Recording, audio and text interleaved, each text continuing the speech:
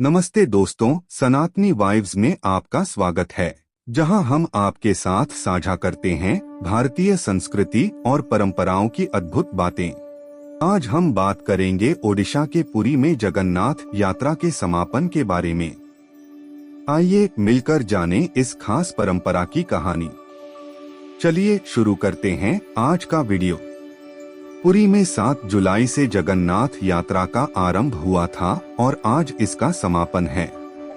बता दें कि आषाढ़ मास के शुक्ल पक्ष की द्वितीया तिथि को भगवान जगन्नाथ बहन सुभद्रा और बड़े भाई बलदाऊ के साथ अपनी मौसी के घर जाते हैं, जो पास में ही गुंडिचा मंदिर है। इसके बाद आषाढ़ मास के शुक्ल पक्ष की दशमी तिथि यानी आज वहां से अपने श्री मंदिर वापस लौटते हैं। इस रथ यात्रा को बाहुड़ा यात्रा के नाम से जानते हैं। इस दौरान कई तरह की परंपराओं को निभाया जाता है और इसके साथ ही जगन्नाथ रथ यात्रा का समापन हो जाता है। इसके बाद एक और अनोखी परंपरा निभाई जाती है, जिसमें श्री जगन्नाथ जी मां लक्ष्मी को मनाते हैं। जगन्नाथ यात्रा आरंभ होने के साथ श्री जगन्नाथ भाई बलदाऊ और बहन सुभद्रा के साथ अपनी मौसी गुंडिचा मंदिर चले जाते हैं।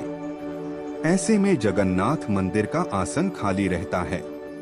इन दिनों में भगवान जगन्नाथ के खास दोस्त नील माधव आसन के सामने बैठते हैं।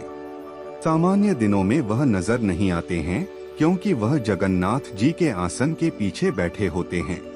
इसके बाद जब रथ यात्रा के बाद जगन्नाथ जी वापस अपने आसन में आते हैं, तो नील माधव मां लक्ष्मी के बगल में विराजमान हो जाते हैं।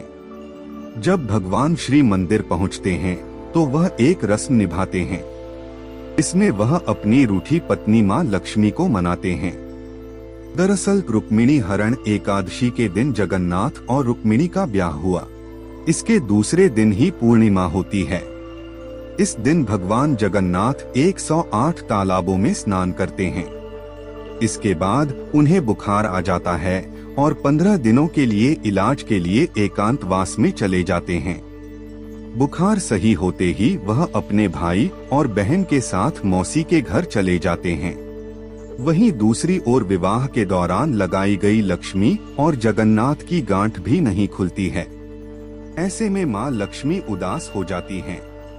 ऐसे में जब मां लक्ष्मी को पति जगन्नाथ जी नहीं मिलते हैं, तो वह अपनी जेठानी विमला से पूछती हैं कि आखिर वह कहाँ गए।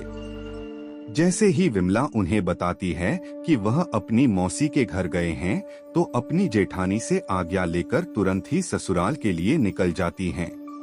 जब मां लक्ष्मी गुंडिचा मंदिर पहुंचती हैं, तो डर के मारे भगवान जगन्नाथ दरवाजा नहीं खोलते हैं और उनसे नहीं मिलते हैं। मां लक्ष्मी पति की बेरुखी सहन नहीं कर पाती हैं और वह गुस्सा से तमतमा जाती हैं और दरवाजा के बाहर खड़े पति के रथ की एक लकड़ी निकालकर पहिया तोड़ देती हैं और वापस श्री मंदिर चली आती हैं।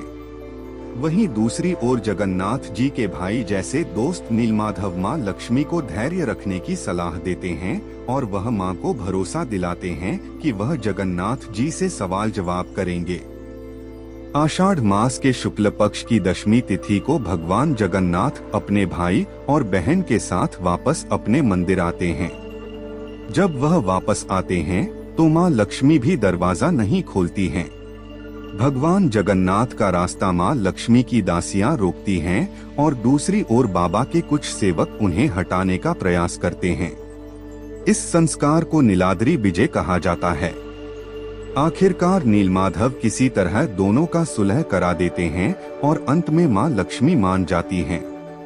इसके लिए उन्हें एक खास तोहफा मां लक्ष्मी को देना होता है और ये तोहफा सफेद रसगुल्ले होते हैं।